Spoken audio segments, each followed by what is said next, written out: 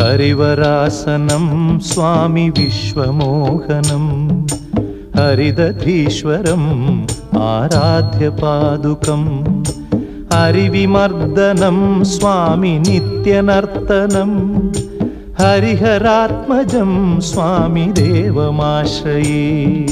शरणमय्यप्पा स्वामी शरणमय्यप्पा शरणमय्यप्पा स्वामी शरणमय्यप्पा।